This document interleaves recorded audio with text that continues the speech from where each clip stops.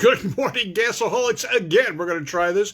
Had a rude interruption there as we tried to start off gas for the morning, but hey, we're back, and hopefully no more interruptions. Back in the days, if you're as old as I am, you may remember the days of speed shops, accessory providers, places you went to get the parts that you put on your car to make it go fast or look good. I'm Hot Rod Bob, and you've got Gas, the morning edition. Well, we had speed shops in just about every town and city in Southern California where I grew up, and I'm sure it was kind of like that throughout the country. There was the heyday of speed shops when drag racing and road racing and circle track racing were the biggest things to do on a weekend, and we all were car nuts. All right, not everybody was, just the smart ones like us.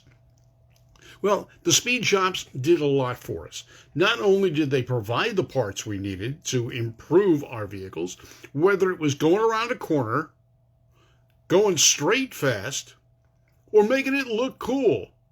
There were tons of speed shops here in Southern California. There was Service Center, there was Super Shops, there was Blair Speed Shops, Muna Equipment, and a host of others all over the place. Socal Speed Shop in Burbank, where I was living. But you found these places, and at those places, it was a great location to meet and greet with other people that shared the same interest, right, Nigel? Well, you met other people. You learned things. You found out what you needed to do to improve your vehicle the way you wanted to. And for me, it was a multitude of different vehicles, whether it was a V8-powered American muscle machine or an import. Yes, import guys still went to speed shops. And at the time, I was autocrossing a Volkswagen Beetle. Where did I get the parts? Where did I get the information? There were guys around doing just that. And I did. Glendale Speed Shop in Glendale, California was a great place to go. It was huge. And, the owner of the shop was also a member of the car club I belonged to. So we always got some great stuff there, great information, and it was a place to go. But speed shops disappeared. Now, some people blame it on the advent of the internet, because you can go to Jegs or Summit and get instant gratification, buy that part, relieve yourself of the money in a matter of seconds. You don't have to talk to anybody. You don't have to wait in line. There's no counter to stand at. You just go online, you find the part in the catalog, hope you ordered the right one, and you press the button, you're on your way. And that was one of the benefits of a speed shop, the original speed shop with a counter.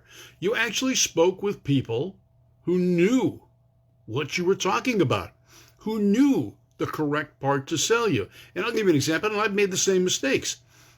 My wife's car, it's got a full house flathead V8. It's a 1946 Ford.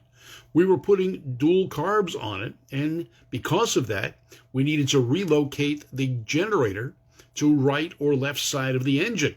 Well, if we did it on the right side, there was a problem, so we had to put it on the left side. And actually, I don't remember what side we put it on, but I know the first piece or the bracket that I purchased, although it fit, it put the generator on the wrong side of the vehicle for the situation that we had. I had to buy the second one. So I've got this other mount on my shelf, collecting dust because we only have one flathead Ford. So if I'd gone into a speed shop, I would have known which was the right one to get. I didn't do it. So here I am right now with an extra part. The other thing was, which parts do I want? Which parts do I need? Well, that's the age-old story. And that was why we had the guys at the speed shop that we could talk to. Okay, why don't you talk to them now? Well, you can, and we do. All right, so here's what I'm saying. There are speed shops. There are plenty of speed shops out there. They're just not as many as they used to. Some of the ones that are still in business are, for example, Moon. Moon Equipment is still going strong out of Santa Fe Springs, California, the original location that Dean Moon had set up. The same place where they built the first Cobra. Yes, that's right. It's got the same machine shop.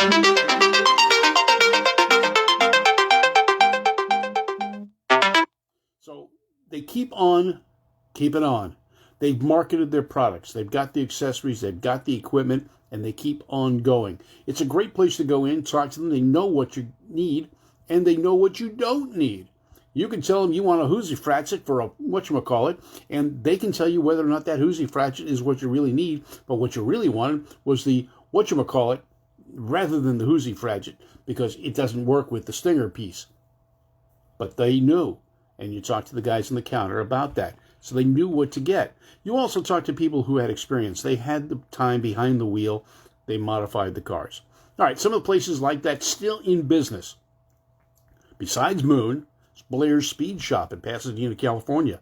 They've been around since the beginning of time. I can't remember when they weren't around, but they not only race, they provide you the parts and the machine shop to do the work. Blair's Speed Shop in Pasadena, California.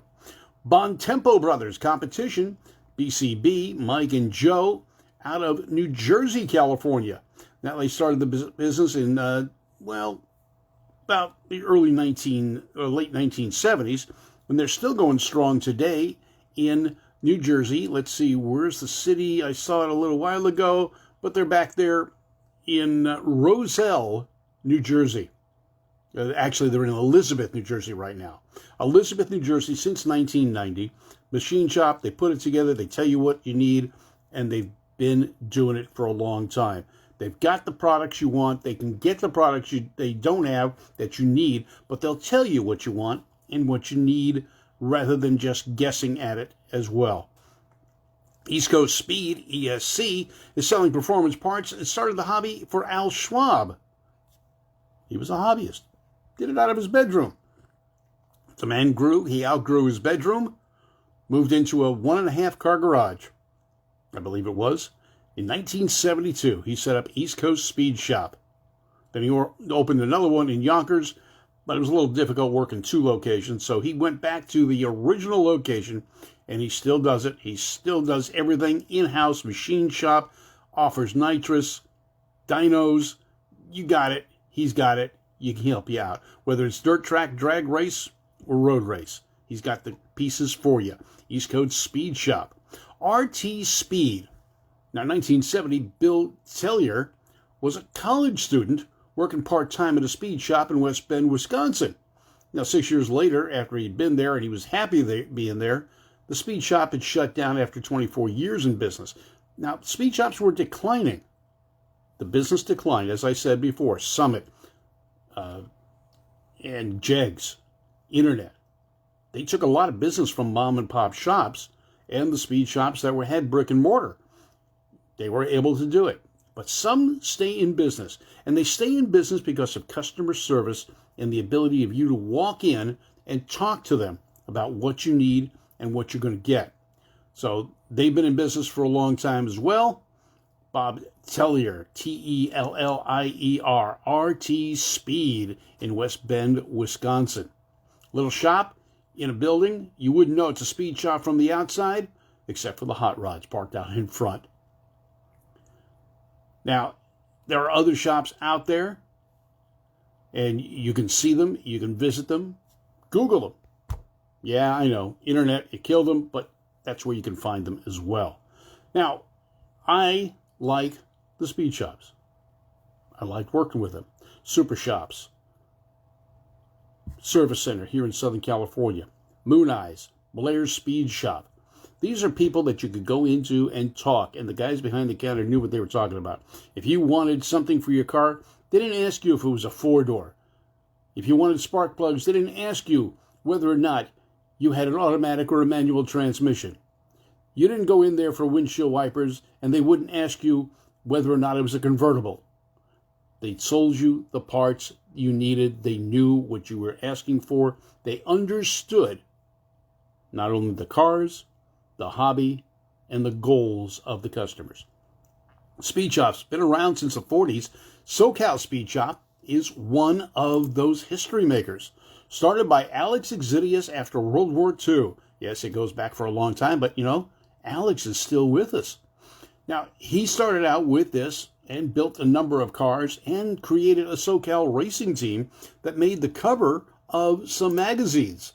Yes, they were considered one of the top speed shops in the country at one point in time. 75 years, the Socal Speed Shop name has been associated with fast cars and such. Don Gady's chiming in right now, another Burbank guy.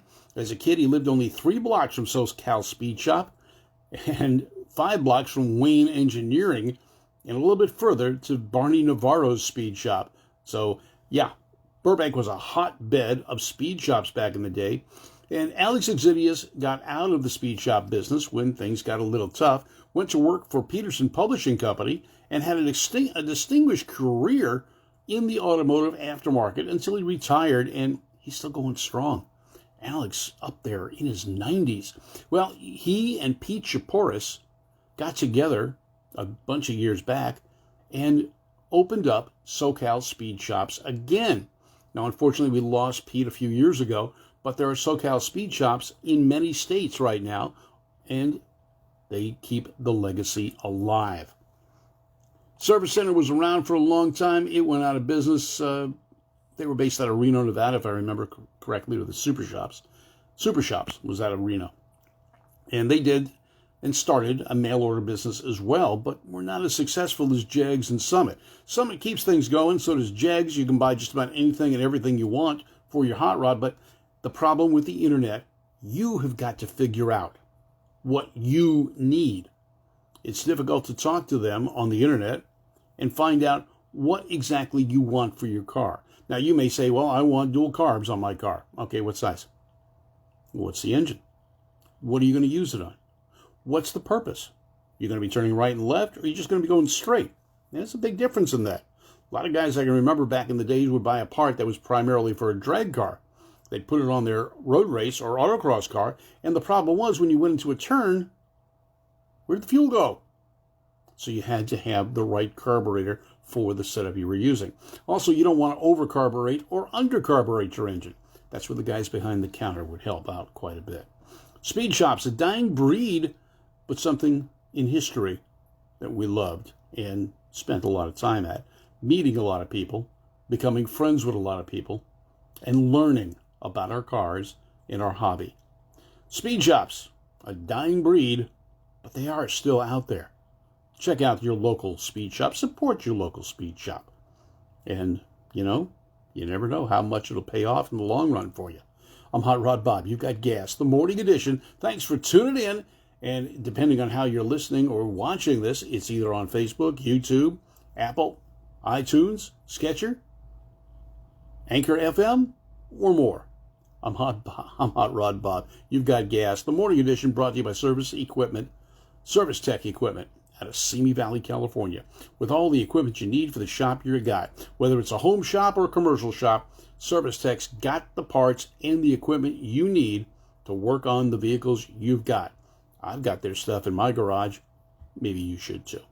Have a great day.